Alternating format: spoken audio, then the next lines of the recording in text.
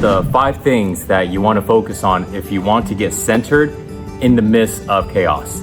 So we're in some really chaotic, weird times right now.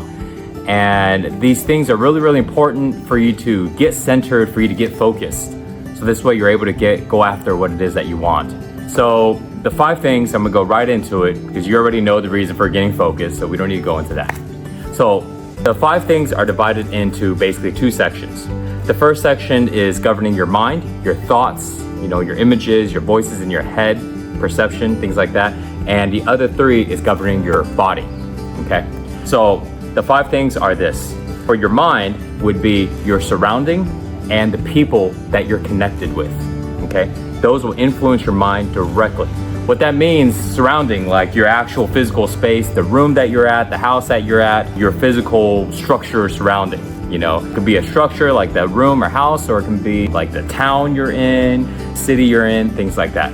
Number 2 is people, the people that you're connected to, the people that you hang around with, the people that you associate with. The other 3 is associated with your body. What that means is, number 1, movement, which governs the circulation of energy and circulation of blood in your body. Number 2 is your nutrition, what you put inside of your body, because that also dictates your circulation. If you put a lot of bad stuff inside of your body, it's not gonna work out, you're gonna get blocked, and that's going to prevent you from being centered. The last thing is your rest, your recovery. If you're burning the candles at both ends and you're super focused, but you're not getting enough recovery, then you're creating a lot of tension, you're burning yourself out, and therefore it's gonna throw you off center, okay? So those are the 5 things, and now I'm gonna go and just dive into each and every one of them. So let's go into the mind first, the first 2, surroundings and the people you're around. So the surroundings is really simple. You wanna make sure your surroundings is clean. That's the base thing, clean, organized. That means when you look around the room, you wanna make sure things are not laying around everywhere. Because what happens is if it's laying around everywhere, your mind is gonna pick it up. It's like imprinting into your mind.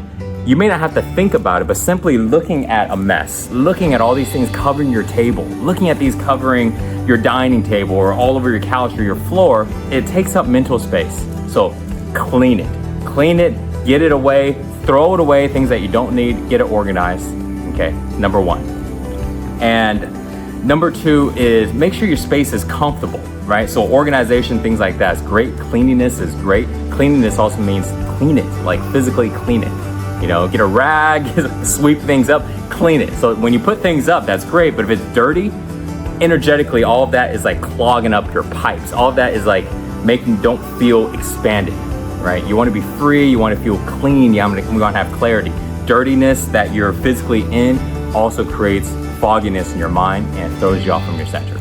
Also now, people, disconnect from people that isn't supporting you, that isn't aligned with where you wanna go. If you are looking to make a change in your life and the people that you hang around with, all they wanna do is hold on to their old ways, nothing is wrong with them. Everybody's got a different journey in their life, but it is very important for you to recognize that they're not on the same path as you, and you want to start creating space. You want to stop hanging around with them as much, or just kind of disconnect from them. Doesn't mean you just stop being their friend, but you need to be around people that support your energy, that supports where you want to go, that supports the same vision, has to support the same values, okay? That's gonna be very important for influencing your mental space, okay? Your thoughts, the way you see yourself, the way you see your surroundings, the way you see your life, okay? You wanna make sure people that you're around are going the same direction. If you're doing this, then that means at this very moment now, they are not good for you in your life. And this even counts for family as well. They can be your family, you're not gonna disconnect from them, but you can stop spending much time with them, okay? It's just how it is. There's no hard feelings. This is what is necessary for each individual person to be able to expand and grow into the way that we can be, okay? We don't wanna be lagging and try and drag people that aren't going the same direction. Now the other 3, okay? First thing is movement. Movement, that means moving your body. Now, movement, there's a lot of different types of movement. Generally, the reason for movement is to increase the circulation throughout the body, but there's a lot of different types of movement. So basically, let's just make it really simple. Movement, increasing your heart rate, making sure that you're able to work your muscles, increase your heart rate, increase the circulation, get you sweating, increasing the temperature of your body.